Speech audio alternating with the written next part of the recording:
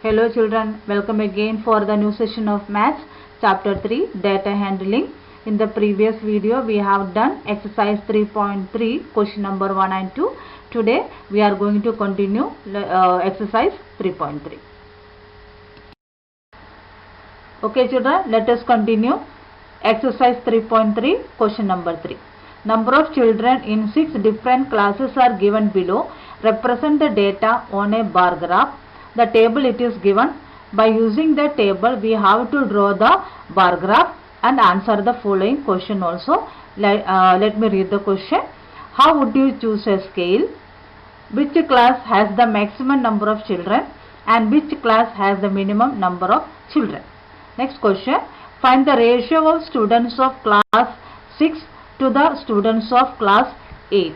So first of all, by using this table, by using this data, we have to draw the graph and after that we'll answer the all questions. Okay, let us continue. In the next slide, I will explain all the answers.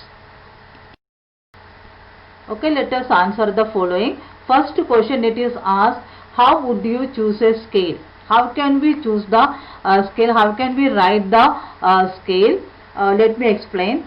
You just see the table. The greatest value in the data is how many children are given?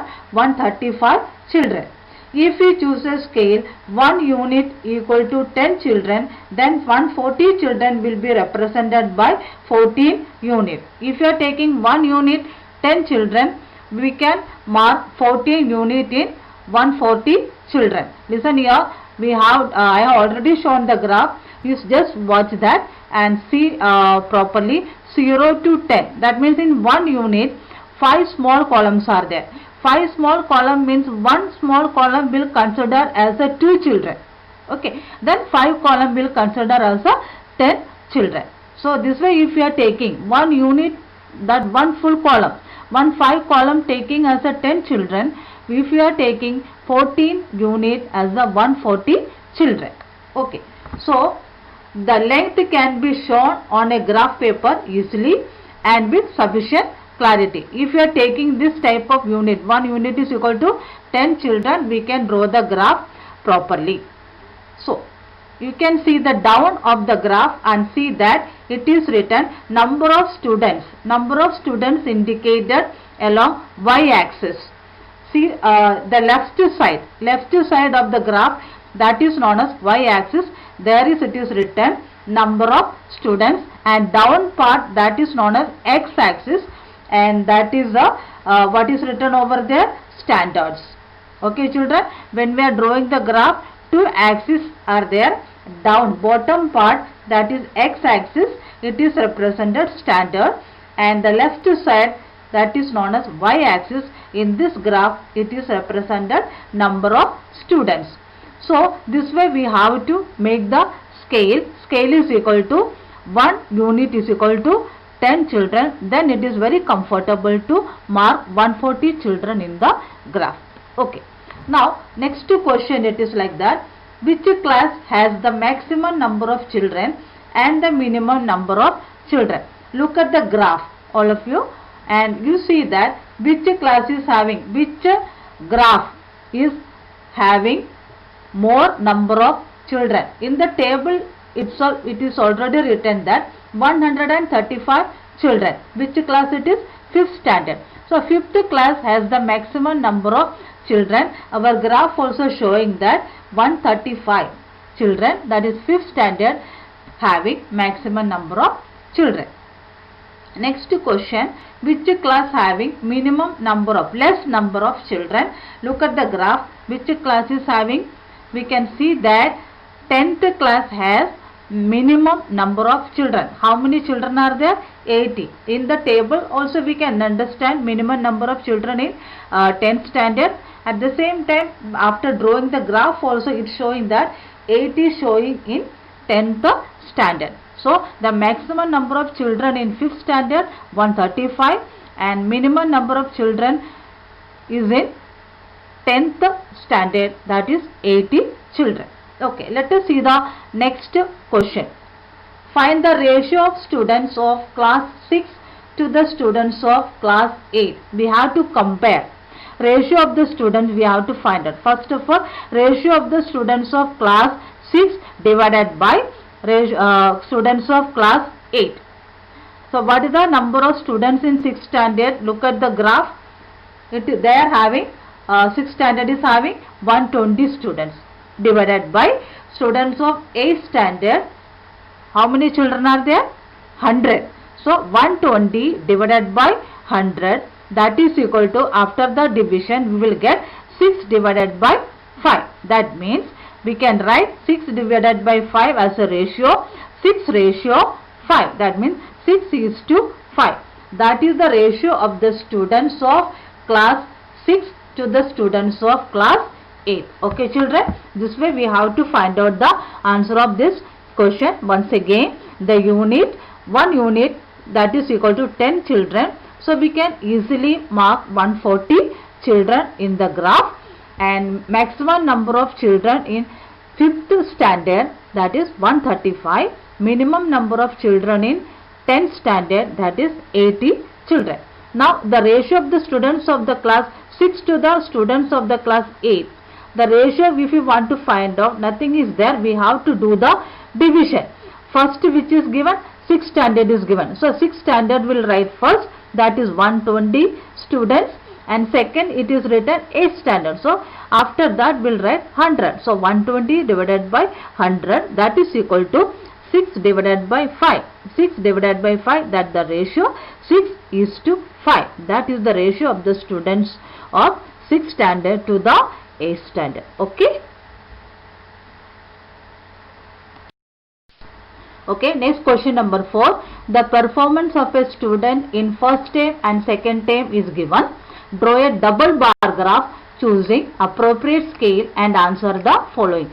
Previously, the question number 3 we have drawn single graph, but this question we have to draw double graph because first term and second term performance are given. So we have to show both the term performance in the graph and answer the following question. Just I will read the question. In which subject has the child improved his performance the most? Second, in which subject is the improvement the least? Has the performance gone down in any subject? And the data column is there. We can find out the answer from the data column also. At the same time, by using this data column, we have to draw the bar graph and answer all this question also. Okay children, let us see in the next slide. Okay children, before drawing the graph, first of all we have to take the unit. Unit I have already given. 1 unit is equal to 10 mark, and x-axis and y-axis we have to mark it. X-axis at the bottom, there you have to write subject English, Hindi, Math, Science and Social Science, and y-axis in the left side we have to mark all the marks of first term and second term. And at the top just see that first term it is given plain column, and second term we mark the dark column. So here that is the meaning of double graph. First term and second term we have to show separately. Okay, let us find out the answers. First question, which subject has the child improved his performance the most?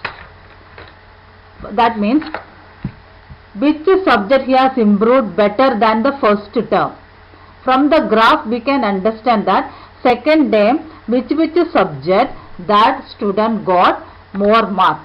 Let us see that from the bar graph it is clear that improvement is seen in which subjects? English, Math, Science and Social Science.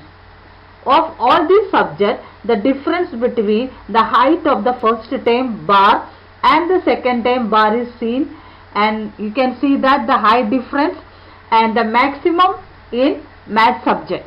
You can see the height of the bar, which subject is having the maximum height? Math subject. So we can see that the maximum improvement in which subject? Math subject. We can see that the second term he got 95 and first term he got 88. So the difference he got the mark is 7. Okay, so the first answer it is like that. From the bar graph it is clear that improvement is seen in English, math, science and social science, but the child has improved the most in math subject. How many marks he got more in second time? 7 marks. Okay. Now, second question, in which subject is the improvement is the least? Which subject he got very less mark? Let us see. The difference between the height of the first term bar and second term bar is seen minimum in which subject? Social science. Look at the very less improvement shown in social science in bar graph.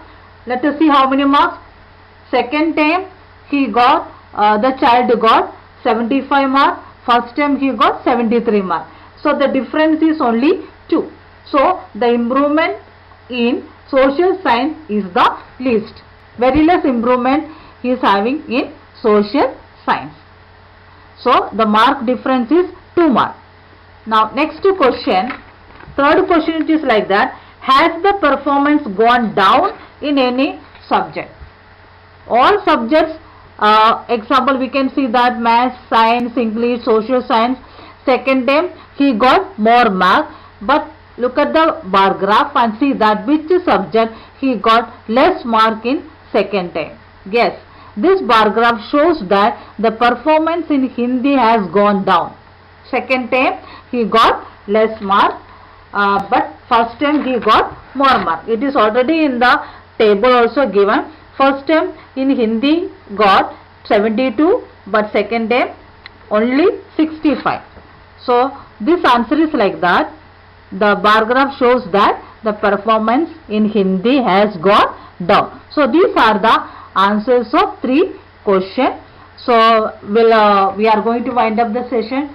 Now tomorrow again I will come with another video with another graph. Till then, take care and keep learning. And students, I will tell you one thing, this graph, today's question number 3 and question number 4 you have to do in the graph book only, and question also writing graph book and answer also in the graph book only doing.